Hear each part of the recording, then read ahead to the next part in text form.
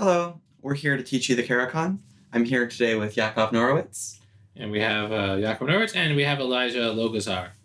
Yakov's been playing the Karakhan for his whole life. So when did you learn the Karakhan? Who did you learn it from? So Roman Jinjikhashvili taught me when I was 12, and I played it then, and I played it my whole life. And it's been really done really well with it. And I think you guys will enjoy it. It's a nice solid system, and it has a lot of aggressive ideas too. We're calling it the Karakhan Attack. Yeah, the Karakhan Attack, because we're trying to attack with black, and we have the colors to show it. Exactly. We're going to talk about the variations, the lines, ideas, particularly ideas of colors, of light and dark, harmony, and I think that'll be helpful for the course, for the opening, but also just in general for just chess in general for your game. So I think it should be helpful, not just as an opening, of course. Right, but as a sort of style of learning chess. So let's get into understanding. Yeah. E4. E4 is so White's playing a king pawn game. He's controlling. Let's talk about the color wise. We give perspective. The pawn on light, and it's a light brick. The pawns are bricks, and so he's controlling light squares. Okay, C6 is also a light brick controlling light, fighting for D5. Okay, D4 is what is that? Dark brick. Dark brick controlling light and dark. Yeah. D5 is fighting for light. So if we just show the tension, the central tension, D5 on E4, there's a certain contact of those pawns, and we're fighting for light squares. We're definitely fighting for the light here, and we're trying to tickle the little light. He's trying to get harmony in the center, and we're trying to tickle. We're trying to remove this E4 pawn so that we can develop our bishop to F5 and continue kingside play. Yeah, it's a big part of it. It's developing the bishop, and also just fighting for light. I mean, I wouldn't even just limit to the bishop. I think it's just fighting for some squares. And the interesting thing is that C6 D5, it's not developing at all. I mean, C6 particularly. So it comes with, we'll see. There are upsides and downsides.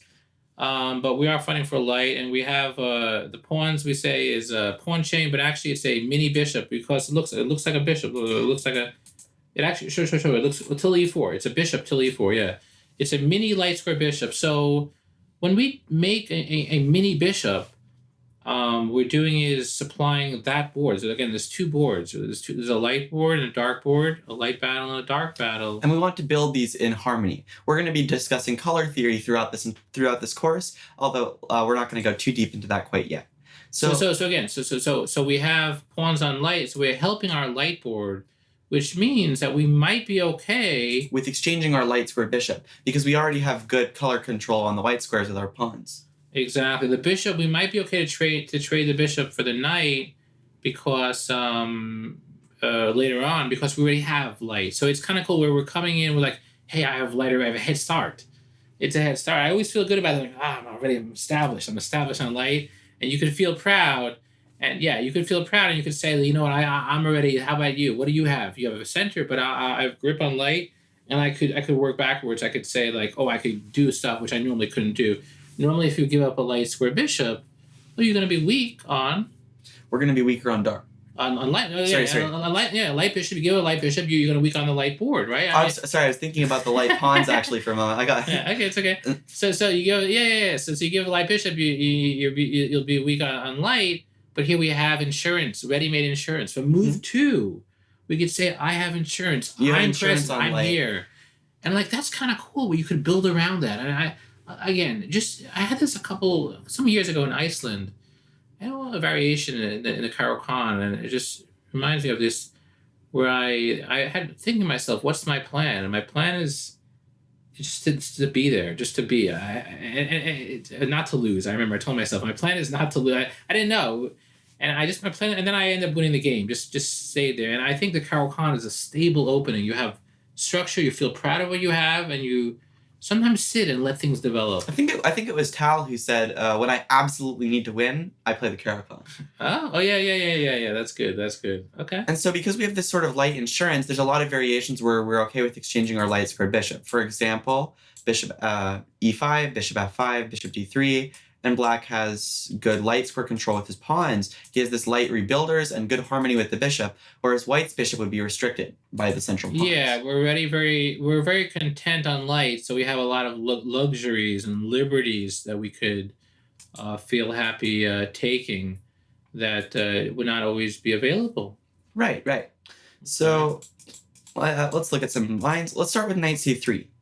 Knight c3 is knight c3 is one of the main. They have to protect the pawn, help with the pawn. So I mean, in this case, if you really think about what's happening here, there aren't that many moves for black. What can black do? So no. Hold on. Knight f6. Well, if we play knight f6, they're gonna play He pushes. e5. He pushes. He gains space. Oh Tempo. yeah, that's terrible. Terrible. Yeah, You gotta go back. Go. So knight f6 natural move. Knight d7. Show knight to a7. Oh, we lose the pawn on d5. You lose the then. pawn. So yeah, he takes. Go ahead. Yeah, so that's actually already a problem. So go ahead. Go back. So You don't want to block in our light square bishop. yeah, can't block on the light. Bishop e6. Well, of course, that just makes it difficult Show to that. develop. Show. Bishop e6 is terrible, of course.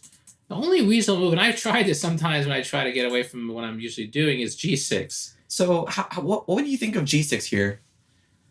Yeah, g6 is the fianchetto. If you just show the bishop with an arrow, please. The bishop on g7, tickling the d4, but I mean, it's just too easy for him to protect, and I don't see us. Oh, breaking it right. down. Oh, I remember this. So actually, Yakov helped me prepare because I thought I was going to get paired against Grandmaster Ivanov when I went to play the Boston Elite Tournament a couple of years ago. He ended up playing something different. So when we were preparing, I was preparing the system for white, and we were looking at knight f3, bishop g7, h3, takes, and it's really difficult for this bishop to come out here, perhaps. There's also, like, bishop c4 coming, a mini bishop. Hard to develop mini bishop on dark, yeah. So you don't want to do this. Exactly, very really good. smooth. I ended up playing this against a different international master and went on to win in a squeeze. So like it's very easy for white to play, and it's just sort of restricted, some space advantage. You don't even have pawn breaks to free the position so easily. So it's a rough fianchetto. So if we go back, so the fianchetto doesn't really work that well. If we go back when we move, so actually the only real reason to move it is a take. You kind of gotta take pawn takes pawn. I mean, the problem with pawn takes pawn is that we're giving him the center. I mean, we just give him the center.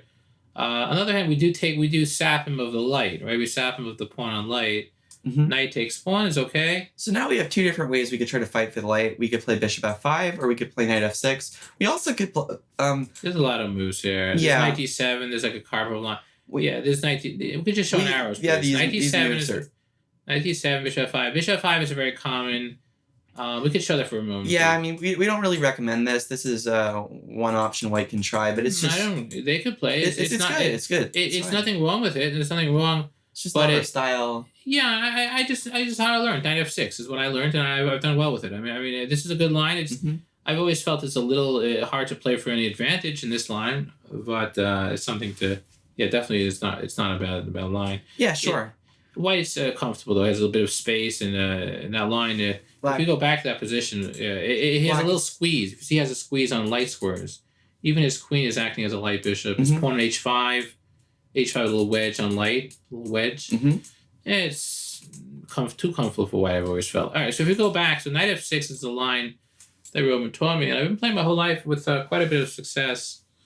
Called the Bronstein Larsen, yeah. Oh, right. So this is really interesting. A lot of people won't expect this variation of this g takes f6 would be Bronstein Larsen. I remember you once told me that you were talking with Kramnik about this variation some years ago. Yeah. Kramnik had a question and answer on ICC and an Internet Chess Club, and I asked him what he thinks of the Bronstein Larsen. He said he thinks it's underrated.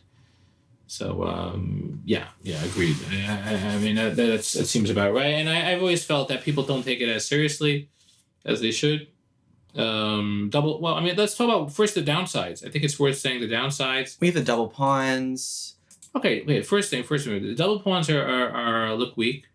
King castle kingside. People say my students always say, we're at castle. Well. What do you think? We're castle, the queen side. Yeah, so that's the step one. This is why we're calling. But it's scary. I mean, it's scary. We're at castle. Okay, you got a castle queen side.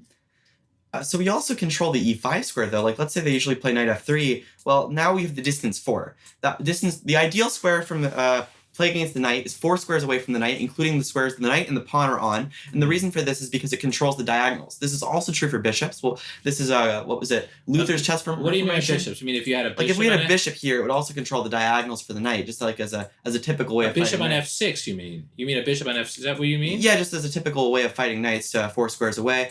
You But limit the knight. Corral the knight. we have the outpost square now. But normally when we play f6, this would weaken light, right? Like let's say we played. This is really bad, but let's say we play f6. And then he shows a knight f3 coming, and he doesn't have the knight e5. Yeah, so it's good in that sense, but it's loose. They show the light squares here. Yeah, light squares and e6. It's a whole Swiss cheese. What if I were to tell you you're going to get a pawn? You could have a pawn f6, but you could keep your pawn f7. You'd be like, all right, like whatever. I'm happy, but it's not happening. Well, you get that to happen in this opening, right? Knight f6. You're actually getting your dream. You have the dark rebuild, and you have light. Yeah, the dark brick and the light brick, and then I actually think these lines, this line, the Stonewall line as well, but this gave also quite a bit of help and inspired me to dig deeper and to think more about colors.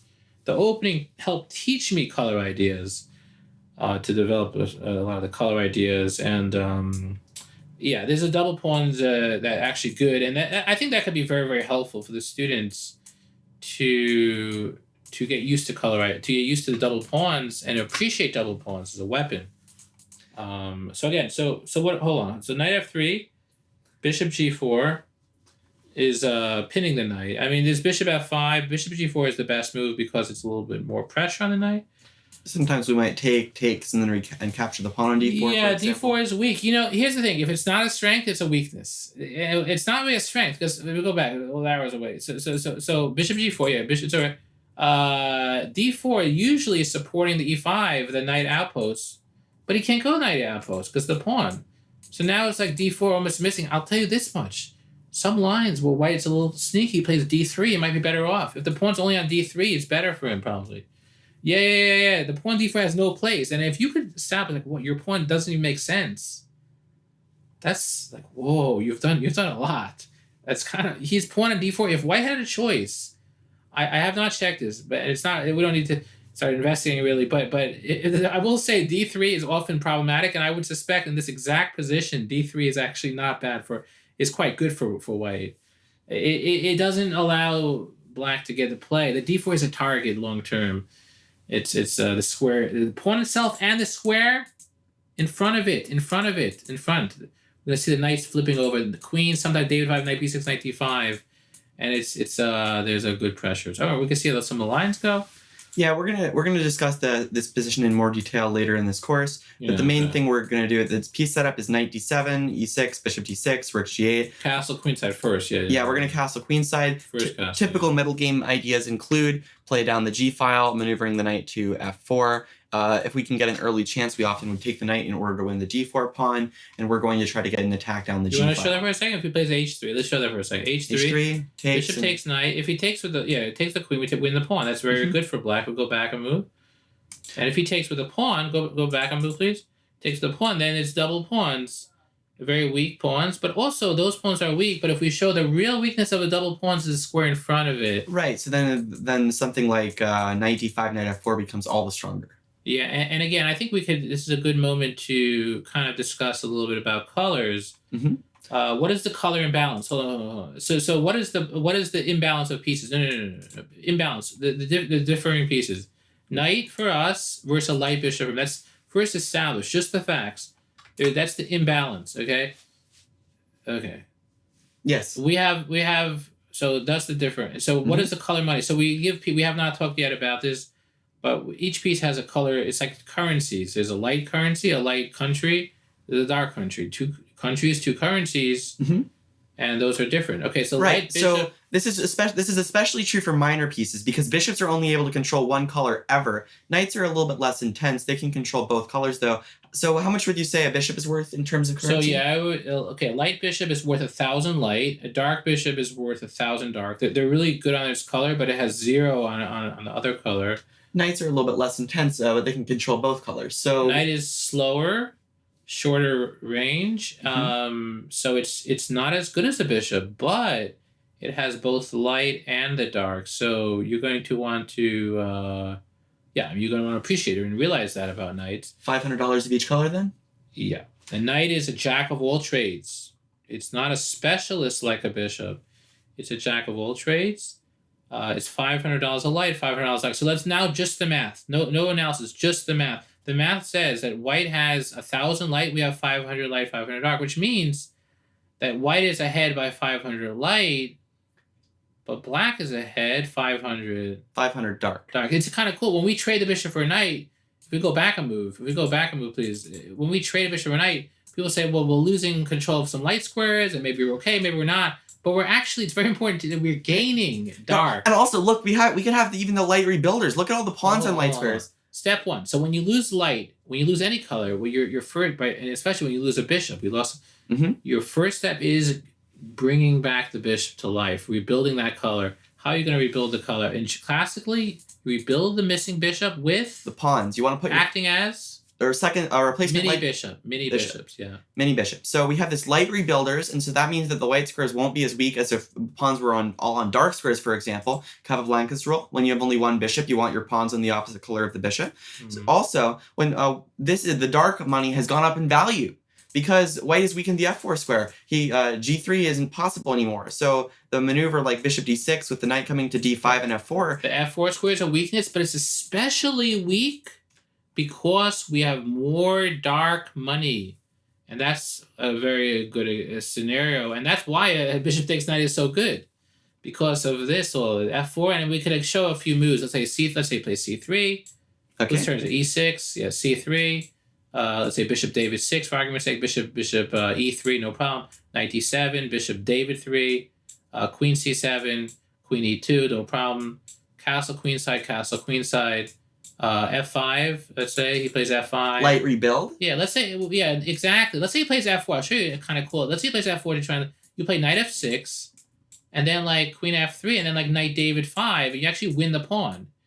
And it's not by chance you're winning the pawn. It's plus, why are you winning the pawn? Because we have more dark money. If white had like a knight against this instead of his light square bishop, he could be defending this pawn. Now he'd still be worse because of the structure and because our bishop is on the opposite color of the pawns. Then white's bishop is restricted, so the light squares would be weak then. But still happy even if you didn't right, because his light bishop is restricted. Probably pretty reasonably happy. But again, we're looking to squeeze what we're ahead on. It's important to realize what you're behind on. And to realize what you're ahead on. We've restricted. To be honest, self-honesty. To know, say, oh, I'm behind on this. Okay, I'm behind of this. Okay, and just kind of be realistic and press this thing you're stronger on, and kind of minimize and try to deal with this thing you're weaker on. And just to know the facts is helpful. So. Right. So here, we're weaker on light, but we've rebuilt light, and their light square bishop is restricted as a result. Yeah. We're ahead on dark, and they're restricted on dark, and they can't even defend their weakness on f4. What excellent color harmony! Thank you. And if we go back, if we go back a couple moves, let's say he doesn't play f4. F4 is of course a mistake. Let's say f5. Go ahead, f5. Yeah, castle f5. Let's say he plays rook g1. We play knight f6. Let's say I don't know. He plays king boy 1 maybe. We could play rook g8, and then he plays I don't know. Let's say whatever. I don't know. Bishop c2. I don't know. Whatever he does, he does. Rook g6 is kind of cool. Oh yes. Yeah, double the rook. Platform. Yeah, are we gonna go for the diamond dodge? Yeah, diamond. He takes our rook. And then we go rook, and then we have look at the diamond. Yeah. Show diamond dodge. Yeah. Knight f6 enmeshed. It's like a little gem in the like a gem. Diamond dodge. Yeah. And it's like almost over. I honestly like this is like a go-to, right? I think there's no weaknesses. The light rebuild is so strong, and we have such excellent harmony, and it's just surrounded by weaknesses. Like for instance, the H file, the f4 square, the pawn structure over here. Both of white's bishops restricted. And if you thought that we were building against this bishop before, we're double building against it now. We can move one of the pawns, and we're still strong. Yeah, exactly. And the H file, the H file is a lot of pressure. And again, I think we could still the rule of thumb when fighting against a bishop pair. What do you do when fighting against a bishop pair? Trade one bishop. And I think you actually want to trade dark square bishop. Let's say he plays bishop g5. Let's give you an example. Bishop e7, break the pin. He plays rook h1, knight David 5, knight David 5. Oh, that's really interesting. You're actually wondering. You're happy when he plays bishop. Queen takes. Wow, and then the dark squares are really weak. Queen David 2. He's trying to protect the f4, but it's an illusion because queen We have more I would dark even money. say queen c7. My instinct is queen c7. I don't know why. Oh, I that's really feel interesting. like keeping the rook on the line. Yeah. Oh yeah, X-ray against the Yeah, queen. it just feels like queen Makes g5. sense. The queen Makes g5, queen sense. f4. Snag is queen. Look at this. Look at snag. He can't go in. He said, look, he can't go in f6. You got caught in the fish hook. Yeah, but it's not by chance. It's not by chance he can't invade. Hold That's 'cause on. we're on. We have dark. We're head on dark. It's the math. The math doesn't lie. So And just look how we've rebuilt the light. The excellent harmony the whole time. Exactly. So then, queen takes. Queen takes. Okay, we could assume. Let's say the bishop. Let the bishop get back. Bishop e3. Where's it supposed Let's to let be? it get back. Assume it get back. Okay, no problem. Rook h8. Rook h8. Giving perspective here. Yeah, and then go ahead. Bishop f1. Bishop f1. And now this is like over. I mean, this is actually over. And the king jumps in. King postulate? Yeah, king postulate and like rook h4 or something. Just stop. Oh You yeah. don't have to king e7. I'll show you king d7. Again, this is a long line, but it's not even a line. It's just showing an idea. King d7. Okay, go ahead, play the move. Play the move, please. King d7. Whose turn is it? King d7. No. King David 7 first. No. Okay, King D7. King d7. H4. No, h4. Then g5. It's over. No, it's over. It's because you hit him on dark. It's because you can't withstand the dark energy. Yeah. And then you just rook take. Yeah. Anyways, it's over. But it's a good position to aim for. I mean, you're not going to get this every game. You might not get this 140 games, but I feel like having perspective of like this goal it's a nice guide. It's Like, it's about how to play the color imbalances. It's about what you're aiming for. It's about Yeah, templates for typical middle games. yeah, It's about there's some- exchanging. yeah, exactly. So there's some, and even if you don't double his pawns, knowing when you might still be able to use the dark, and so okay. Sure. So actually, I have an idea. So why don't we go back for a moment here, because after queen takes f3, we can win this pawn. But why don't we discuss the typical positions that we would reach in these endgames? Because we can get through this through a different version. Maybe they would have already played c3 and protected, right? Yeah, Maybe yeah. they played And this g3. is- yeah, that's okay. And we could just go a moment or two. Yeah, g3. Here we have what's the color imbalance now? Okay, this is here we have again a head on dark, behind on light. So we're trying to put pawns on light. Go ahead, Bishop David 3, Bishop d3, Mm-hmm. e6. Put pawns on light. f4. Mm-hmm. You don't want him to crack on f5. Otherwise, he plays f5. Yeah, and then exactly Bishop e3, Bishop e3. Mm-hmm. Yeah, I wouldn't mind h5 actually. Again, this is just showing a. We're rebuilding the light, which we've already exchanged our light bishop, so we want to have mini bishops to replace it. Yeah, just some idea. King f2, maybe king castle queen side. Let's say castle queen side. Knight David 7. Mm-hmm. And let's say I don't know, rook g1. I don't mind playing rook g8 here actually. Rook g8. Mm-hmm. Bishop e2. Let's give a little perspective here. Are we Let's play playing- h4. Then it's. I think this works. This is okay. Yeah. Hold on. Bishop f2. I want to show you a line. This is actually instructive. Bishop e7. Mhm. G3. No problem. Pawn takes. Rook takes. Mm-hmm. Rook takes rook.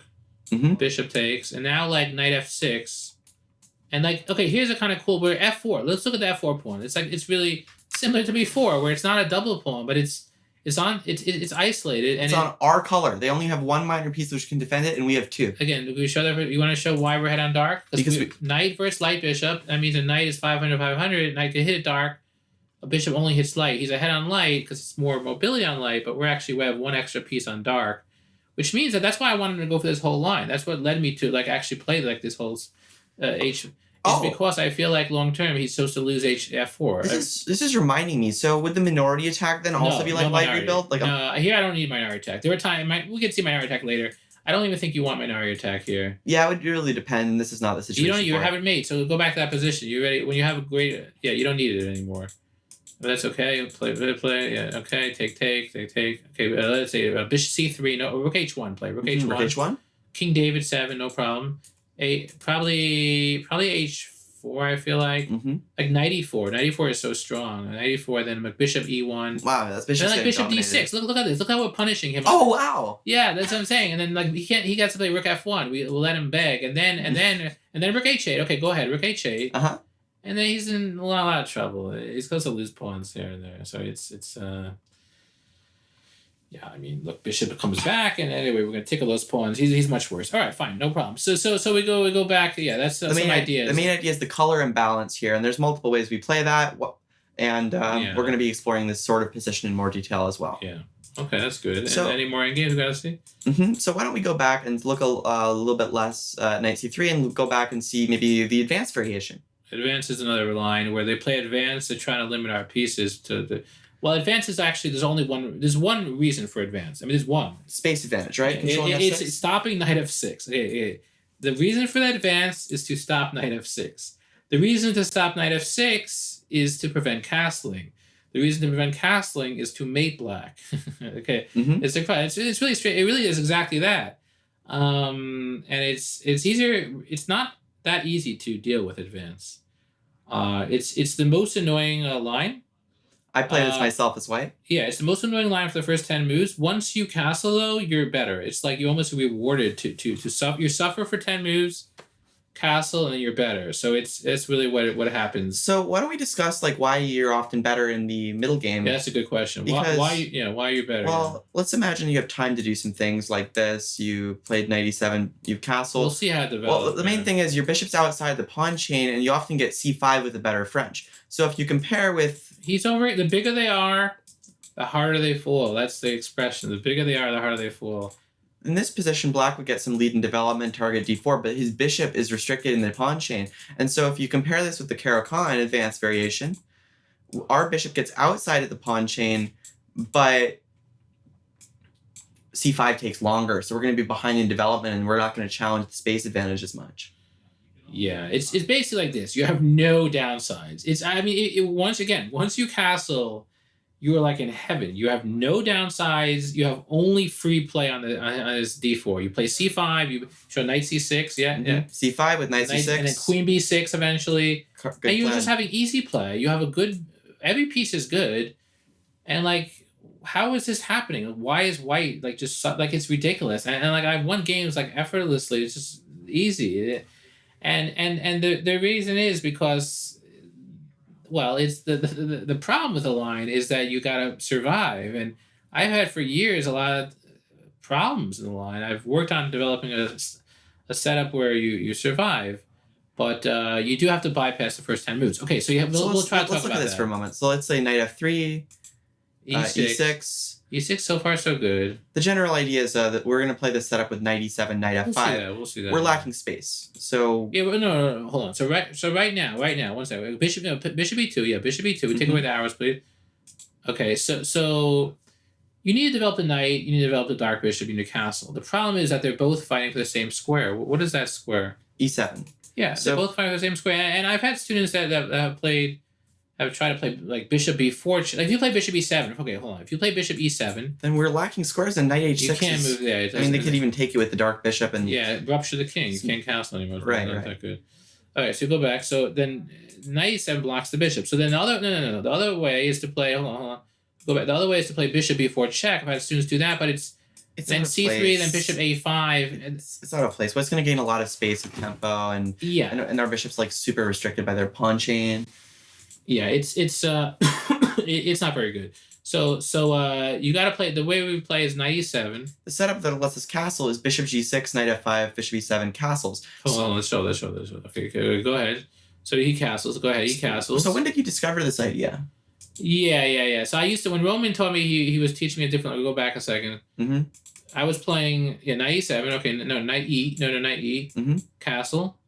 Mhm. And then I played knight David 7. And then I would play c5. We just show arrows, please. The key is to play c5, knight c6, and then bishop e7. Mm-hmm.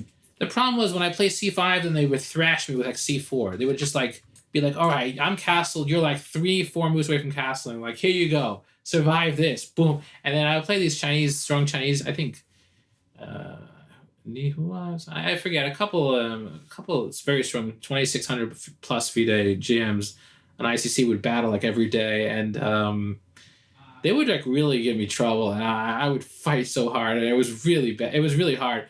And then one day I'm realizing like, no, I can't be playing like this. I gotta survive first. I gotta castle. So then I came on. I figured out a line of not even playing c5 anytime soon. So if we go back a second, Mm-hmm.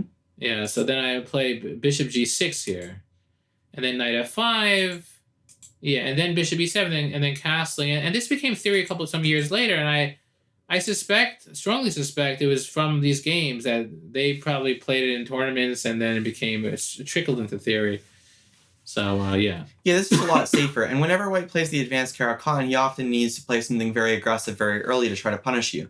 And so here we're often going to just survive. We're going to challenge white's and space C5. advantage, and if white doesn't challenge the setup, we're generally doing very well. Oh yeah, no, this is very good. Yeah. Okay. Okay. Go Continuing ahead. this, just a couple moves like with normal. Oh, we could show that line of pawn takes. Yeah, we could show Well, and this then, showing this the is kind dark of funny. energies. If white If he makes takes, mistakes. bishop takes, exactly. Dark. If he takes, and then knight h2, and this is a good moment to stop for the students, right? To pause. Black to play and win. Black to play and win, and we can see that we have pawns on light, but it's seeping energy in, right? The knight f5, the bishop on c5 is kind of seeping in. Yakov's always taught me you want to put your pawns on one color and then attack on the opposite color for the color harmony. Often, yeah. There's definitely that dynamic where pawns give a certain support. We've seen the Stonewall and the cheesecake where the pawns give like a very in the Stonewall course. It allows your pieces to go on the opposite color without creating too much weaknesses, and it offers support. It's like we have light with dark intentions. Yes, the pawns say, you know what, I got your back on light. You could enjoy dark. You could enjoy. Exactly. And here we could show it. Yeah, bishop takes f2. F2, yeah, and then queen b6 is actually made by king f1. And knight g3. Knight g3 is it's really nice, and it's a mate. Nice Caro-Kann attack example. Exactly. If we go back a move, if he goes king f3, king postulate, it doesn't quite work here. Queen, king e3, and then h5 is a pretty mate. Final light brick. With dark energy from pieces. The queen and knight are energy on dark. And the pawn is on light. Yeah. All right, so that's some ideas. What if white just tries to go for our bishop pair? So we go back and move. Yeah. So again, so you're saying that knight h4 is pretty common, and go ahead, knight h4. Mm-hmm. And actually, the first instinct is like, all right, he's attacking my bishop. Then the next instinct is like, I'll be all right though. At least I have a good bishop. I'm not going to be weak. And that's normal instinct, and those are fair and correct. But there was another layer that it's not only that we're okay with it, we're actually happy with it, right? Elijah, you want to? Okay. So why we're happy? We have 3 bishops here. No, maybe 4 bishops. If we include the queen. So we have the dark square bishop, we have the light square bishop, and we have the mini bishop. So the pawns on light squares are doing a fantastic job supporting the light squares. If he takes our light squared bishop, he'll have extra light money. We'll have more dark money, but then he can't attack us on light squares because we've already rebuilt it. He'll be like hitting a brick wall right there. But does he have a mini bishop? Does he have that rebuilder? I don't know about that. But so let's look at this. So again, we lost a light bishop. We don't mind because we have endless light bishops. Now, what's the math? First, the math. So he took We're $500 ahead on dark and we're $500 behind on light, but we have the light rebuilders. Knight against light bishop. Yeah, very good. So we're ahead on dark. The math says we're ahead on dark. We're behind light. The math doesn't lie. So now, first step, are we weak on light? And like Elijah, right, like you said. We're not really weak on light. Not weak. We have many bishops every which way. Even G6. Even G6 is a light brick, right? We just click on that. G6 is a nice light, yeah. Okay, step 1. So we're okay on light. Once you're okay on the first color, then you have free money on the other color. The first step to winning is not losing, yeah. Not losing on light. And that means, hey, if I'm okay on light, then, whoa, I got extra cash on dark. How much? 500 to be exact. Why do you have it? Conceptually, why do you have more on dark? Because you have... Knight against light square bishop. And this light square bishop, well, it's going to be powerful on light. It can never control a dark square. We just outnumber him. Yeah, so our knight can hit that. So if we, for example, if we were to attack d4 with all our pieces... On the dark board, if it becomes only a dark fight, we are guaranteed to win the fight. We will win that pawn. Because we have one more piece to control dark. He better have enough compensation on the light board, but I don't see how. It's kind of cool. It makes a mockery. This kind of position makes a mockery of the bishop here. People, I will say, this is, I think, helpful for the students. People blindly say bishop pair, and it has a lot of truth, but not always. You gotta know what's going on. Like who's ahead of what color, and if the key color is on dark, right, then yeah. What is the value of the bishop pair? Bishops are bishops control more squares than knights on average, especially in open positions. But they're weak on one color, so they complement each other. Especially in open positions. But this isn't an open position. This is a closed position. It's a closed position where we have clear dark targets on d4 and on h2. So if the position opened up massively, then suddenly the bishop would be so strong. And actually, if the position opened up, we wouldn't have so many mini bishops probably. They would have probably exchanged lots of pawns, and then the rebuilders would be hard. But that's not happening here. If you understand why an imbalance is sometimes favorable, you can also understand when it's not. And here, white does not have the advantage. Black is the one playing for a win. So let's actually look for... so again, let's see, knight f5, good. Again, dark. We're preparing dark. Tickling, yeah. Mm-hmm. See, castles, knight c5, and white's just significantly worse here. Black has a massive initiative, again, on dark. Yeah, yeah. It's almost like he runs out of thing. It just gets worse. The more harder he tries to defend, the worse it is. Like bishop e3, Yeesh. and then you have like I don't know knight c. I'm trying to think queen h4 is almost good. There's But so many good options here. It's yeah, knight c6 is really good too. what about queen h4, h3, knight I c6? don't really want to go to the And then c6 yet. I don't really want to go. Yeah. Oh, that's really good, of course. Oh no, it's over. It's over. Yeah, yeah, definitely. There's some queen g3 dip right in there and stuff, and it's really, yeah. Okay, fine. Okay, so yeah, queen h4 or just knight c6 right away. I think knight c6 right away is a little less committal. Yeah, knight c6 first. This is more solid. Sometimes we play queen b6. Yeah, you have more options. This way, you don't have to worry about the queen side. You kind of keep your options open. But yeah. Again, we're just outplaying him on dark. And if he takes on c5, then of course knight takes. Yeah. Then bishop takes, and then like it's funny even like rook f3. Yeah. Like, I'm just looking at the colors. It's like the dark is so weak, and we have such strong light. It's like white allowed this. Yeah. Hold on. Go ahead. Rook g3. Let me show you. Rook g3. Queen like h4. Like yeah, he can't even. Hold on. Yeah. Hold on. I guess he has rook. Yeah, well, that's weird. Wait, does this even work? It doesn't quite work. I don't know. It's kind of interesting. If we go back a move, I'm just trying to show you a line. Again, this isn't. But if it's black's move here, you could take h. You know what's funny? Queen takes g3. Look at this. Oh look wow! This. Again, it's a fantasy land, but let's. Yeah, say. I mean, you would take h2, but it's just kind of cool. Yeah, you take dark energy, and then like rook h1. Anyways, it's not. It's just a kind of cool to see how this could play out. Yeah, some lines. Yeah, just dark energy. See, the bishop is easily outplaying the queen. His queen. Anyway.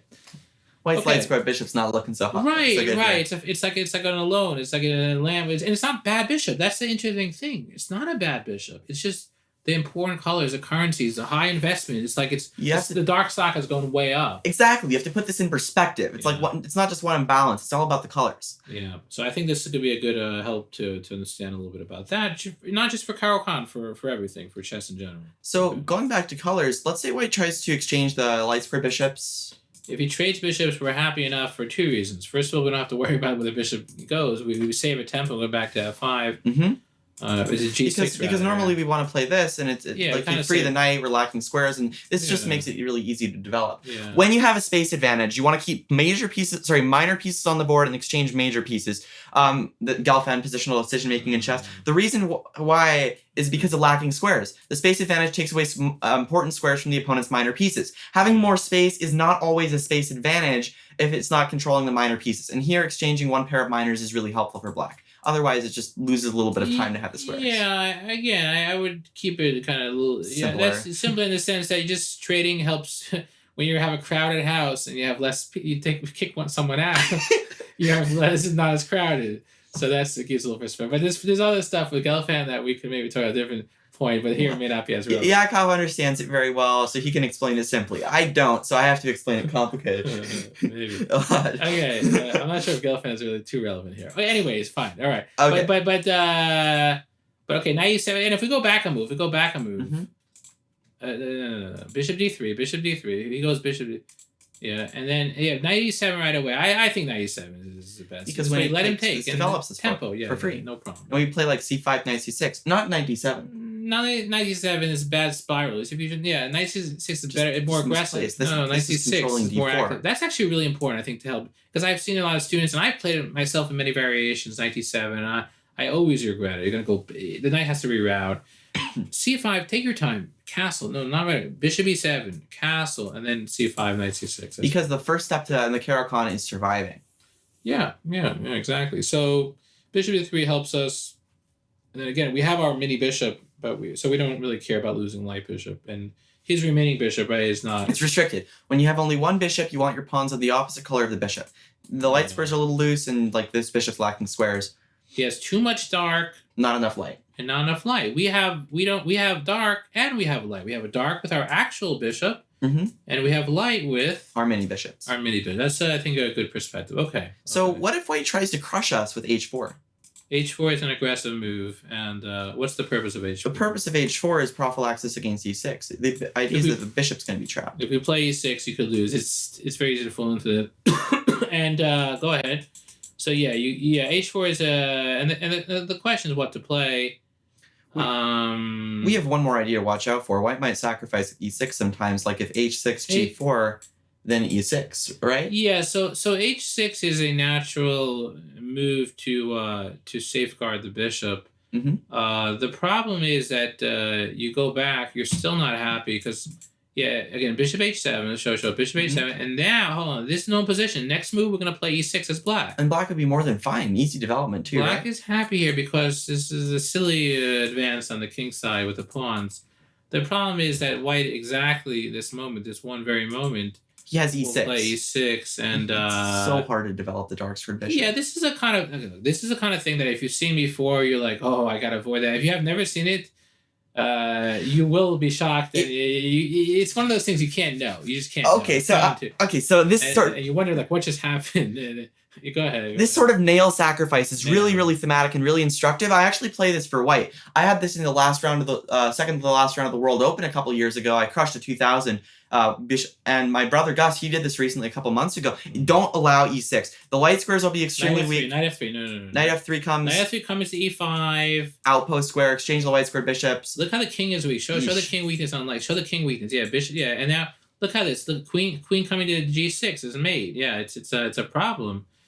And I think that's don't allow this. Yeah, you can't allow e6. There are some rare exceptions, but generally not. We're not allowing the e6 sacrifice. Whenever they're trying to push our bishop around before we have the chance to play e6, we're putting our bishop back on d7. But Yakov prefers this approach. But the problem is then you're kind of wasting a move with h6. It kind of once you so queen b6. I've been feeling that. Yeah, queen b6. Roman showed me.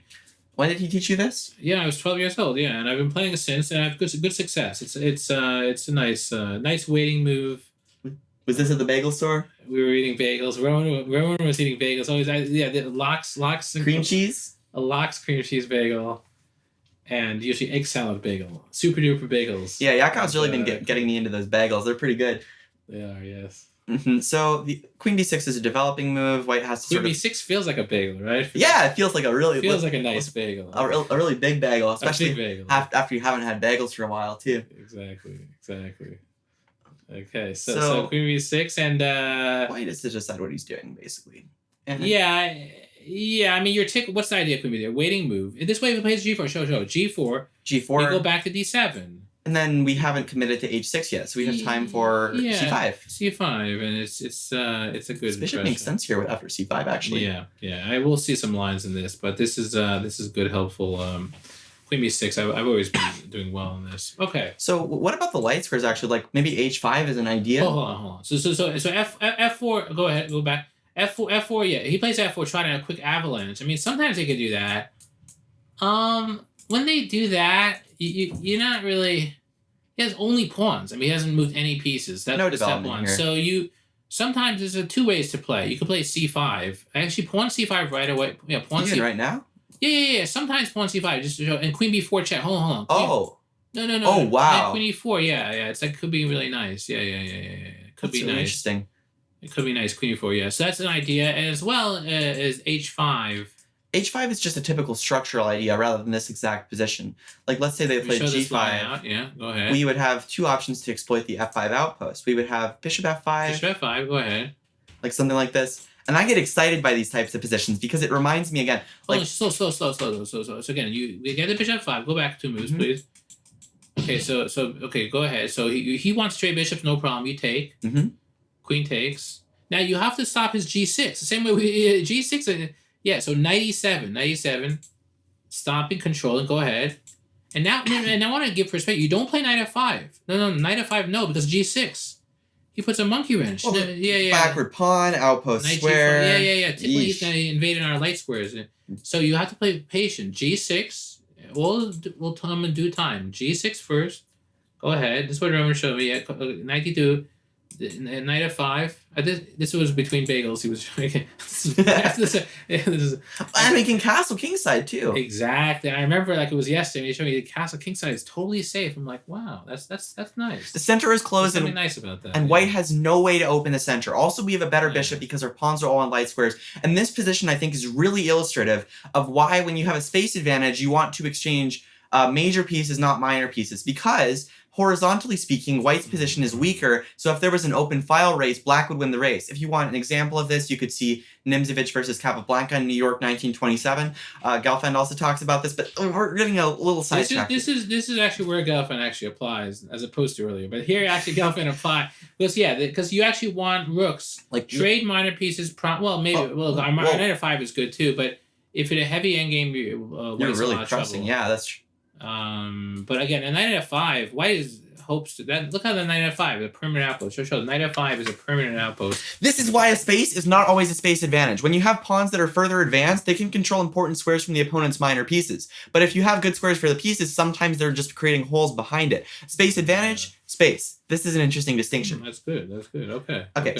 So bishop f5 is one way. Another way is we could just bring the knight to f5 directly. No. Bishop f5. But we prefer to have our active bishop if possible. Yeah, much better. Sometimes we've already committed to e6. If you've committed, then so be it. e5, and if you already had an e6, look at the e6, and then you c5 because you have dark juice. You gotta get dark juice. Oh, and we could even exchange those light square bishops. Maybe, but I'll tell you something more. Sometimes the bishop is actually better than his bishop. It's not so. It's better. Yeah. That's really interesting. Yeah. You have the bite. You got an energy, and you have dark and light. No problem. You don't have to trade always. It's not always bad bishop. Oh yeah, let me trade it. Is it because you don't need the option at all times? No. It's just because you have the swing. Sometimes you need a light swing. You get to strike on light too. The bishop a4. Sometimes the bishop on here will trade for a knight. And the knight will be protecting dark. For dark, and then we have good control of d4. Yeah. So you'd be surprised that the bad bishops could be better than even the good ones. It's not so simple. You have energy, you see where it goes, keep your options open. And as well, a little bit as well, a touch of that. If you could trade it later probably. Right, so another option white could try is knight c3, which is more flexible. Knight c3 is also the same idea, right? Because if e6 then g4. Show that. E6. We get trapped.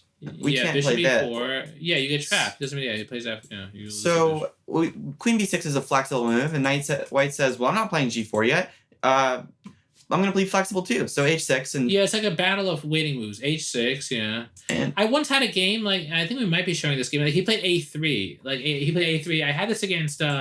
But then e6. Ilya Gurevich, who was like a world junior champion like many years back. Mm-hmm.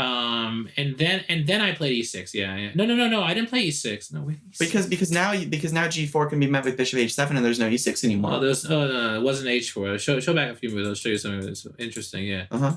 He played like knight c3. I played queen b6. Mm-hmm. Then he played a3. Mm-hmm. Then I play a6. No, a6. It was a battle of waiting moves. Mostly just to commit to e6 or not. Yeah, eventually. You're going to have this. Yeah. Exactly. And eventually you play knight f3. And then I play a6 and life goes and like a6 is a good move. I think a6 is more helpful it's than kind of useful. When you play c5, you already have the light rebuilder. You want to stop that. It's good to know these little things. Yeah. You often need to play a6 anyways later, so it's actually. I mean, why not? Even if you play c4, are you ever going to pawn storm, or are you probably just going to keep the tension? No, you actually can play usually pawn storms because you need pressure on d4. The second you release, kind of like in our Stonewall course, white's going to get a big attack. You need to keep him honest in the center. If you say, you know what, it's okay, you take the center, you're like, ooh, and then he starts. G4. He uses stability to attack. A lot of those flank playing moves would not work if an open center. He'll try to mate us in the king side. What will prevent him from ever even thinking about mating us is that we know we have c5. Keep him honest. We tell him if you go too crazy on the king side, we will crush you in the center, and that keeps him in line. All right. Here we go. Right. So just one last thing. h6. We play h6 here, preparing e6. And if they play g4, we go back, bishop d7, and e6, c5 will be played. Yeah.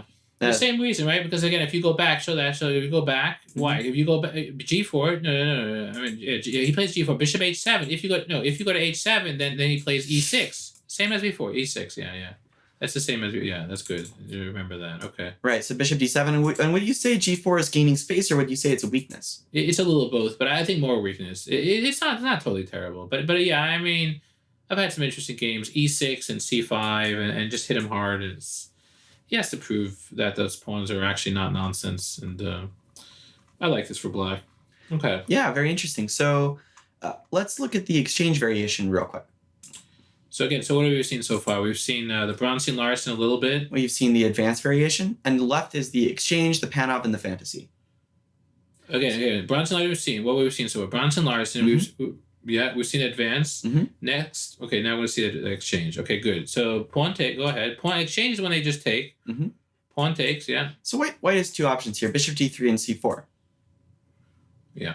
So yeah, there's two ways. There's actually two branches. So far, it's not really it hasn't formed a variation yet because there's two totally distinct lines. So bishop d3 is a little bit more tame, and then there's c4, which is a little like really aggressive. That's the Panov. Well, let's look at the Panov first. You want to look at Panov first? Sure. So the main idea of the Panov is white's trying to attack you, and he's trying to get an open position, and most likely there's going to be an isolated queen pawn at some point because of these exchanges. His D pawn. His D pawn is isolated. That's gonna be the pawn that's isolated. Mm-hmm. Isolated pawns. The reason why they're weak is because again they have no help from other pawns. And an isolated pawn is not only a pawn weakness; it is also a square weakness. The square in front of the pawn is an outpost square for the black knight. Yeah, and the square known as that's a good saying, and it's not intuitive. It took me time before I knew this. Mm-hmm. And it definitely was very helpful. Yeah, that the pawn itself, you could attack the pawn, but that's not really always the purpose. It's the square in front to go plop a knight to be strong. Sometimes the opponent will be really passive defending the isolated pawn, and then you don't get direct attacks, but then you get all your pieces on aggressive formations. We often get really favorable major piece endgames. Yeah. Endgames are good. Major piece endgame's probably the best of all. And the reason why he tried... So we're looking for endgame. The reason why we have to know what white's trying to do. What is white trying to do? White's trying to mate us. Because he has the e5 outpost, and after the exchange, he'll have more space. Yeah, if we just show that for a second. If we just show... Yeah, take. And then again, we show knight e5 coming. At some point, he's going to try knight e5. Bishop d3, he's going to try to mate us. So this piece is flooding down at the king. Yeah, queen d3. Again, he's going to try and get some attack going. Our job is to survive. We have less piece, so we have less trade, right? We have less space, so we want to exchange minor pieces. We want to survive the attack. We want to catch up on development, and we eventually want to try to prove that the d5 square and the d4 pawn are weaknesses. Yeah, that sounds about right. Okay. So just one thing. If he takes, what would we play? If he takes, we would play queen takes because this is an outpost square and we don't want to put our pawn on the outpost. Yeah, if we take with a pawn, we have ourselves an isolated pawn. There's no need for that. Yeah. We're trying to prove something here, or prove the pieces, you could say. So we don't want to take on c4 till white develops the light square bishop, though, because we don't want to develop him for free. So let's say he develops the bishop, well, takes, and he wasted a tempo. You kind of get a tempo, it's okay. Normally the bishop is pretty active there, but if you get a tempo, it's all right. All right. Right, so that's the Panov. We'll discuss this more later. Let's look at the exchange variation. Exchange starts the same way as the Panov. He takes. It's just bishop d3 instead of c4. And white's probably not going to play c4 because he loses that tempo. Right. And Fischer played this. Fischer was known to play the... Fischer Petrosian? Yeah, well, Fischer played this more than just that game. Mm-hmm. This was one of his main weapons. He played this very commonly, I think, against the Caro-Kann. But... yeah, so what's bishop d3 is a strong bishop. It's and you really do see this a lot at the club level, because it's normally you take and then get develop the piece. It's normal. It's nothing fancy, and it happens to be a very good line for white. So we'll learn how to play for black. Knight f6. We play knight f6 before knight c6. Knight f6 is the best because we have the option of going for complications against bishop f4, tempt them to not play c3. So again, if he plays. Knight f6 is a not. I like the idea of developing. I mean, hold on. Knight c6 is attacking, isn't it? There's no need for this hokey pokey. If he's forced to play a good move. You're forced to play a good move. Secondly, hold on. You got a castle. Go back. Knight f6. You got a castle first. Knight c6. Wrong direction. You're trying to get pieces out, but what about castling? So knight f6 is showing ourself. It's like a reminder of castle. There's also a technicality where if he goes bishop f4, if he tries to get a little jumpy, we have this extra option here. We could look at his bishop. It comes out so quick, but now his b2 is weak, and there's it actually doesn't. It's hard for him to defend both pawns. I mean, he could. We'll discuss this more later. Talk about this later. But we also don't have to. We could play knight c6 and transpose, but it's the right mindset. It also sets traps. Yeah. So let's say c3. And right now we have to conceptualize what's really happening here. Mm-hmm. The goal is to castle, and then we'll have a minority attack. We'll talk about that. The problem is the fastest way to castle is playing e6. Mm-hmm. Play e6. If we play e6, so we've blocked our light. The problem with that is the fastest also leads to a long-term problem. e6 is the safest move. Okay. It's not enterprising, and the problem is we have a long-term bad bishop. So in a sense, it's not the safest move. It's safest to not get mated. It would seem safest for the next few moves, but that's not. Yeah, the problem is it comes with a strict downside. Do note, in the Panov, e6 is played. You have to be ultra safe, okay? You lock in the... Okay, in the Panov, we've seen... You would have the bishop going to this diagonal then later, anyway. It's not only that. It's because in the Panov, your guard is up. And because White is gambling to crush you, you have to take extra precautions. Here, he is not going all out. We don't need extra precautions. So we are allowed... Go back a sec. We're able to actually develop our bishop, but not right away. I wouldn't develop... There's an expression, knights before bishops. First the knight comes out. Go ahead. He plays bishop f4 maybe. This is because knights almost always come to the center, but bishops don't always come to the same squares. In some situations, for example, like after knight e4, we might play bishop f5 and try to exchange the white square bishops that way, or just in theory. We have more options with the bishops, and knights are more flexible. And it's also it's another reason too. If you go back a second, if you got the bishop out, if you got the bishop g4, the problem is look at b7. Look at b7. Look how you weaken b7 already. It's very committal and it's weakening. It's not that simple. We're making a commitment. Even if it works, we want to be more developed when that happens. No good. Knight c6, yeah. Knight c6 first. Knight c6. Okay, bishop f4, bishop g, now bishop g4. Even this, by the way, is a little scary. Every time I play it, it's never gone up. Every single time I play this hundreds if not thousands of times, it always feels like, oh, what am I doing? I'm losing b7. It feels funny. It feels weird. It really, and it should feel weird. As soon as... If it doesn't feel weird, then that means forgetting the pawns. This is so thematic though. It's like whenever White plays the London system, for example. Like let's show the London for a moment. Queen b3. Show his move. You got to show. Okay, Queen b3 targeting b7. Then we'll talk about how to defend, but it's something that you have to be vigilant about. We'll go back to this in a moment. It's easy to get crushed. Let me just say, a lot of my students will get crushed game after. We have to.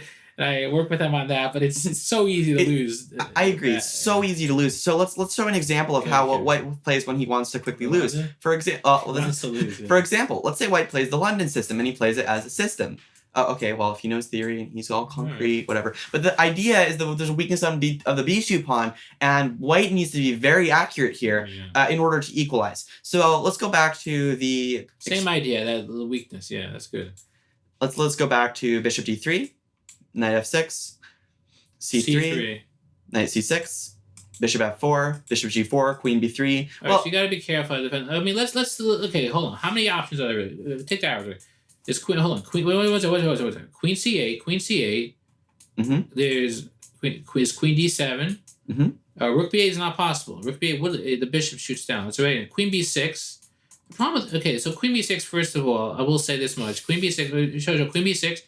It's not that good for a couple of... He won't even necessarily take. The problem is that you might end up having to take the queen. You don't want to take here. And then he takes back, and White's much better. It's really good to know this. White is much better here. It's A-file, the pawns, the double pawns. The double pawns are very good because he gives the A-file and the pawns from potential. I've seen it one time in Masters play, and I was shocked. And it was, they were Masters, good players, but it must have been they weren't aware of these structures. And it was, I was a little surprised. But again, it's not so obvious. It's because Black looks okay, he's not okay.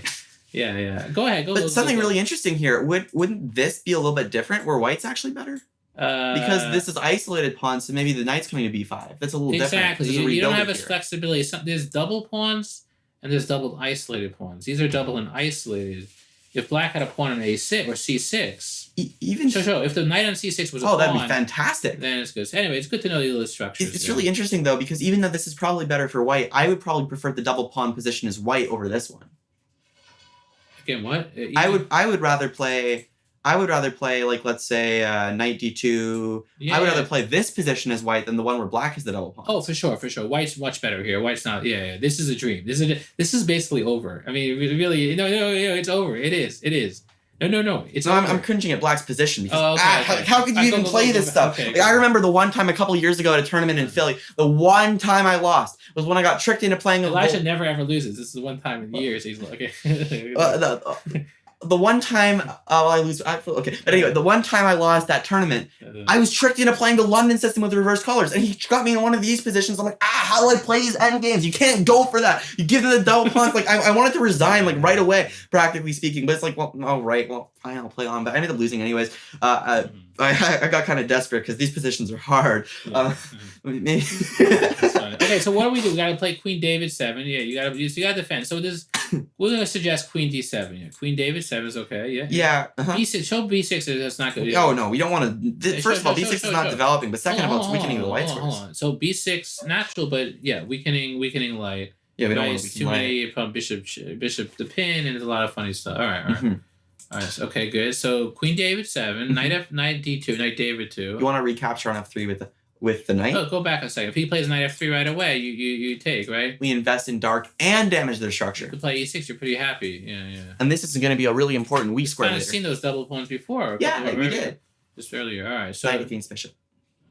what? Yeah, knight against bishop. I guess bishop. Yeah. Okay. So knight E2. Yeah. Mhm. E6.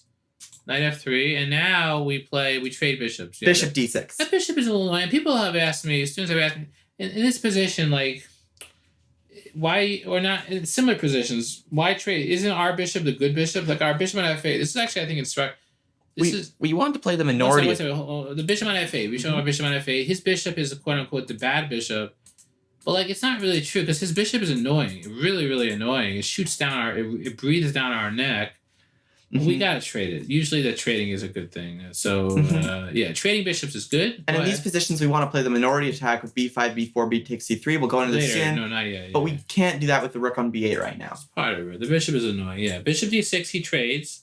So yeah, trades. Let's look at 95 for a moment, real quick. Okay, 95 is hold on. So let's see what really happened. 95. The problem with 95 is that first of all, if knight takes, Fork. then pawn takes. It's a fork and the bishop and the knight. Okay, so go back and move. Then there's if bishop takes. If bishop takes, he actually could take with a bishop. Hold on. Take Really? with a bit. Yeah. Take with a bishop. Yeah. No. The pawn is no big deal.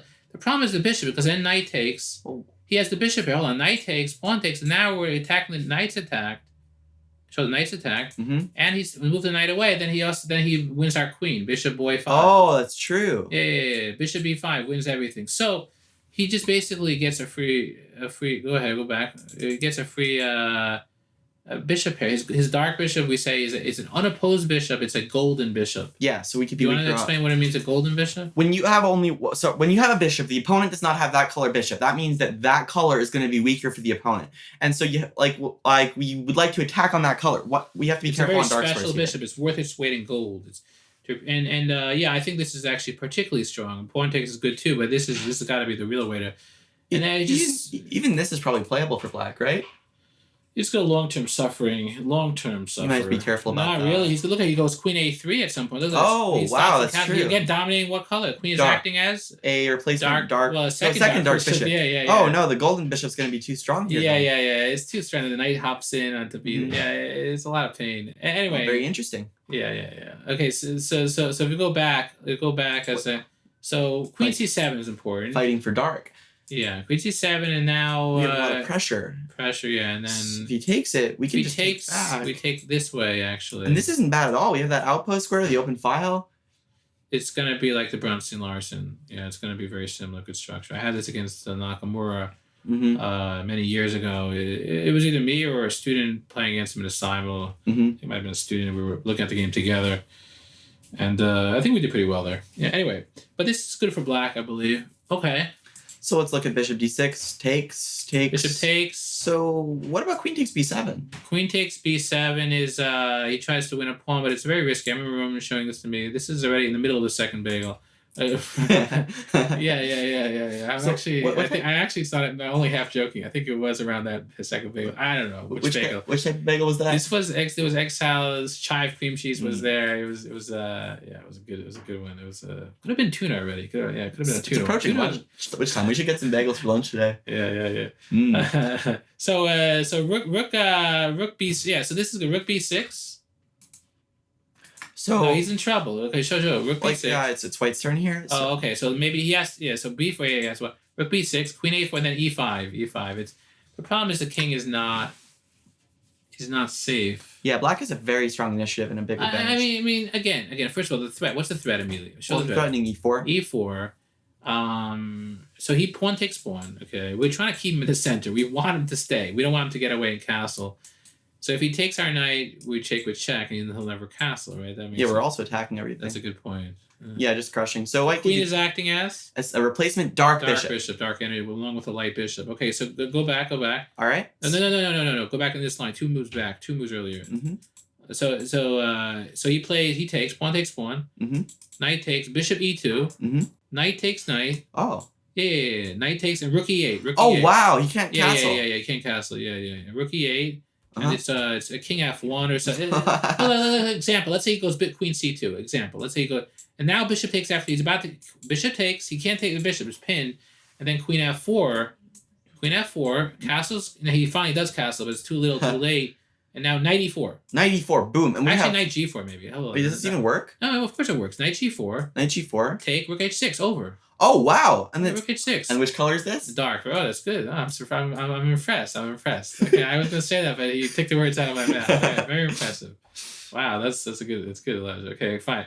And that's it's mate. It's gonna be forced mate. All right, good. So it's a little bit risky to take on b7. If white plays accurately, he's okay, but he has to play accurately, and we're getting a lot of lead and development there. Yeah, it's ways to maybe equalize for him. It's kind of So that's good. And we castle. Mm-hmm. Oh, and then you want to show the minority. What's the plan here? The basic plan is I mean, hold on. What's White's plan? Hold on. White's plan is to play 95, f4, and get some initiative. We'll see more about this. I think in general, black is pretty safe. Okay. Rook B. Our plan is Rook B8 is minority attack. Maybe some of the students have heard about this before, but I think we should give a little bit of guidance here. Hold on. Take it. Yeah, Rook B8. Show. Rook B8. Well, why is it minority? Yeah, because you have 3 pawns versus 4 pawns. One would expect that to be not as good. The minority, you have less. But it means you have an open C file, right? You want to show the C file? Yeah, sure. Show So the C file. we have the open file, but this pawn is annoyingly protected. So So you whittle away at we it. exchange these pawns, it's now a backward pawn, and we have the outpost square. Oh, so good. Yeah, good. So Rook B8. The idea is to play Rook boy 8. Rook A. Okay. Should we exchange first, or Probably no need. I would say not. okay, Rook B8. Rook B8. I don't mind exchanging because we have the resistance on light, the insurance on light. No, I'm not going to suggest trade. But go show the pawn. Show the pawn. The pawn's on. Pawns on. Actually, I remember actually looking at this with the theory, and both of them were playable. Anyway, maybe trade, maybe not. It's all right. But you want to? I actually do want to talk about this because even though it's playable in both cases, I specifically remember Yakov advising me to practice more of these exchanges because I am someone who prefers bishops. Bishops are a little bit more active than knights on average. I would fail to consider lots of really strong knight exchanges. And so it's like, well, you have the mini bishop already, so you can afford to. Well, Elijah, I want you to practice doing this. Go for this. Also play this in the exchange slot as black. And when you take the knight, also you're investing in dark. You're gaining dark money, which is kind of cool, which may help in some cases. And yeah, sure. You don't have to. Like, you could always exchange for their good bishop, and you're probably doing okay there. Also, I just want to point out that after this exchange, whenever they want to play knight e5, they often play for f4, f5, and we would have the rebuild with the h pawn. Maybe. By the way, do note, I will say one thing. There's some downsides and the h file is open. It's not entirely. There are some downsides too. All right. Anyways, we'll see that more later. This is an example variation. Okay, b5. Yeah, b5 is good. Go ahead. Yeah, very interesting because if takes, we have a6 ideas with pins. Can't take. We could have played a6 first, but why bother if this is working? b4, and the general idea is that takes, if queen takes, there's a weak pawn on b2 and d4, and in the structure, like here, it's not working because you're attacking the queen directly. You might have to just move it. Something like this. This is now a backward pawn on an open file. We have ideas like maybe knight e7 with rook c8, and there's a lot of pressure. Yeah, and again, we're heading on dark, so that makes it all the more interesting, right? Right. Keep getting up easier. Okay. We have clear targets. So this is the exchange variation. Let's look at the last option white can try. The fantasy variation with 3f3. Okay. Fantasy variation is f3. Okay, again, so f3 is a funny way to defend the pawn. She'll click on f3. Click f3. Yeah, f3. Yeah. So that's to protect the pawn. It seems beginner. I mean, the first time I saw this, it's just ridiculous, right? So why does it look beginner? Because you're weakening so many dark squares, especially near your king. You're taught never play f3, never move the f pawn, right? Show the 4-move checkmate. Show the 2-move checkmate. Sorry, 2-move. You gotta show 2-move. Yeah, you quickly learn not to play. No, that's not 2-move. It's 3-move. You gotta show the other end. We're here to learn the fool's mate today. Fool's mate. You go ahead. G4. Queen h4, yeah. And white never even had the chance to play the king postulate, so it's not even fair. It's because f3. So you're halfway the same thing. It's not a good. It's not. It's very loose. Yeah, very loose. But so that's the downside. They go back. So there's got to be an upside. The fact that anyone even remotely plays it, and we'll be seeing a nice win against Caruana, and I played against him in this. Caruana's playing it. It means something. It means that it's an opening. I don't know if he's playing classical, but the fact that he's playing it in blitz, it means he believes in it somewhat. White wants to keep his pawn center, so he's willing to weak the dark squares for it, hoping that after you exchange, he could try to castle really early, and then he's sort of escaped with some nice initiative, possibly. At least that's what he's trying for. He's trying for, but also is a distinct problem for us. When he goes f3, we have no moves. It's really ridiculous. Like there are no good moves. We spoke earlier about Zook's. There's no good moves. Now it's even less. Zook's going on move 3, eh? Yeah, there's like no good, because now we would hate to take we want to have the light squared bishop being developed out, but we can't do that right now. Bishop can't develop if we play e6. So I mean, we just get blocked in, and it's not that bad. People do this. It's all right. I don't suggest it, but in knight f6, no good. Knight f6, he plays e5. Tempo gainer, space gainer. Plays e5, right? Probably getting a big initiative and then here. he plays f4. He could play f4, and he's just better suddenly. I think he's better. Okay, so go back. And if we go back when we move, we play g6. Well, he has the mini bishops ready, doesn't he? Yeah, then it's like even worse than before the fianchetto. I don't think the fianchetto is all that good. Yeah, we don't want to fianchetto into a mini bishop. Into a mini bishop, right into the solid, biting on granite, as they say. Right. So the irony is f3. You kind of need to take. You need to take. Well, at this point, at least we've loosened the king up, right? We have loosened the king. What about the dark? And on the one hand, he got to center. We try to sap him of light, and he's like, "No, I got this. Show the e4. The e4 is light. He still has it." But the dark. But his dark weaknesses remain. E5. Time to strike on dark, and he can't take us because his king is so open. We're going to be playing queen h4 check. If he takes, then we have the classic. We have the check. And then he goes king g3. Yeah, with a fork and. Now, hold on. So g3 he blocks. Now we take the pawn, and we actually win the rook. Or we could even check. Hold on. So again, king f2. Go ahead. King f2. Mistimed king postulate. We could take the rook, but when you see a good move, look for even better move. Mm-hmm. And bishop c5 is actually crushing. Made in 2. It's like it's made in 2. Yeah, that's nice. Okay. Right. So white shouldn't take it. He needs to rebuild the dark squares with knight f3. Knight f3 is the main move. And we don't take that pawn. We don't take that pawn because white's idea is he wants to get a big initiative on f7 and big leap in development. We do not go for this. Kind of reminds me of the King's Gambit and some lines. Yeah, it's just f7 gets weak. I remember with Roman, he told me that you can take.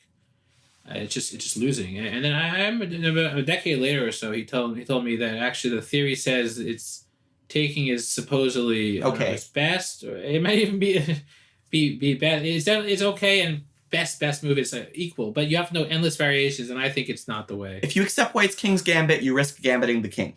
Okay. We don't want to gambit the king. So I've always felt I never take, and I think it's the best practical way, especially if you don't want to spend endless time memorizing stuff. All right, so go ahead. So knight f3. He plays knight f3. So we play bishop e6, which just makes sense, right? This is such a cool move because we hang the pawn twice. Now we can hang it more. Well, what's the idea? First of all, what's the idea? We want to castle queen side. No. What is bishop a6 doing? Well, we're preventing bishop c4. Bishop c4. Yeah. Okay, so go ahead. So it's hanging the pawn twice. Well, we don't need to worry about that. We could sack those pawns all day. This is the Caro-Kann attack. Did you think we're playing the Caro-Kann defense? I don't know. Okay, well, it's fun. Yeah, it's good. So if he takes, how it just doesn't work. The knight's rebuilding dark, so then we have that fork still, and the pawn is it'll be isolated here. We could take. We just get these really really nice endgames where we're gonna win the pawn back probably, and then white has an isolated e4 pawn. Show the line. So bishop f and knights do h6, yeah. Something like this. g5. Hold on, take it. So h6 we build up. Then bishop swings around. Go ahead, and then we're just gonna win the e5 pawn probably. And then knight. Yeah. Hold on. The knight. Okay, so knight goes there, and then the knights flip in, and the knight goes there, and then the bishop, and then it's we get to that pawn. Free outpost square, and we'll have a strong knight. Again, my game against Caruana is very similar to not this exact move order, but I got the outpost like that. Again, remember Nimzovich. An isolated pawn is not only a pawn weakness; it is a square weakness. The square in front of the pawn is an outpost, and look at this bad bishop on d3. We're even going to castle queenside. Like there's or king posture, king e7. We probably will not be castling. there's a time and place for the king postulate, which is Maybe, pretty often, but maybe. white's king postulate was not so good here. Yeah. King 9, but our king may go to a7, or might. You think The castling? king maybe? postulate has some nice flexibility, but I like Yakov's king postulate the best. Okay. Okay, so white shouldn't take, and in general, we can allow this structure even if we don't win the pawn back because the isolated pawn is blockaded and we have a good compensation for the pawn, positionally speaking. Yeah, that sounds about right. Okay. So c3, c3, okay. knight d7. Okay. The general plan is to develop in castle queenside with a good Caro-Kann attack, and we might want to play on the dark squares because that's where white's weak. Okay, good. So let's say bishop d3, knight f6, and let's imagine white makes a very typical mistake and plays knight g5. Or you could castle. Well, let's look at castling first. Maybe this is a little stronger. Castle was queen c7 and then knight g5. Yeah. Okay, let's go. Hold on. Yeah. Okay. Well, we could see knight g5 first. Let's go. They get excited knight g5. Yeah, they get excited knight They g5. think they've heard of the bishop pair because strong players like their bishops, right? Yeah. Yeah. But they don't know that we can dark squares and we have good dark money here. Yeah. Mm-hmm. So Okay, castles. Castles, knight Okay, d2. Knight d2. Hold on. So basically like this. Hold on. So again, so when they take the bishop, go back, moves. Go back. They get excited. They take the. They're gaining light, but they're losing. They're losing dark because now we have a dark square bishop. No, it's not dark bishop. They have a knight against their light bishop. Light bishop. So they're losing $500 of dark, and that seems like okay. I have the bishop, but the problem is that the dark squares are too sensitive. If we're gonna and then take. Then there's a castle, knight d2. Time to break through on dark. I bet they still wish they had their f2 pawn there, right? Yeah. Rebuilding the dark. Yeah. So it takes down a line. Yeah, takes see next line. Yes, e5. Okay. E5 is okay. Yeah. Mm-hmm. And so, what do you think white should play here? Knight. You can play knight f. Yeah, you can play knight f3. But then we play takes d4, and if he takes back, Yeah, that's good. Exactly. Bishop c5. That's fine. dark. Again, the thing is, his king is so weak that he's in trouble. He's in the dark, and we're head on dark, so the math goes our way, right? I mean, I think that's Yeah, very symbolic here that we win on dark. we win on dark. Yeah. I think this happens a lot. I mean, 1800s, 1900s in tournaments would play this against me a lot back in the years ago, and it was. I remember the first time it happened. I'm like, interesting. And I thought, like, hey, I don't. Back then, I was starting to develop the color ideas, and this was kind of cool. I was able to use it in these games. So, and he just crushed on dark because they're missing the F2 button. The F2. Look, the F2. Show F2 button. Yeah. Mm-hmm. So it's rather. You don't even have buttons. I don't have buttons. I don't even know what buttons are missing. It's the button prophylaxis. I have prophylaxis against losing my buttons by not having any. That's I also pretty good. I also try this. That's good. Finally, we could apply to. I also Elijah for I also use this Right, prophylaxis for my finances. I don't worry about losing my money by not having any. So I hope so F3 so this is a little bit risky on dark, and we counter it with E5. Yeah. So I hope that you've enjoyed our intro to the Caro-Kann, and I'll see you in future chapters.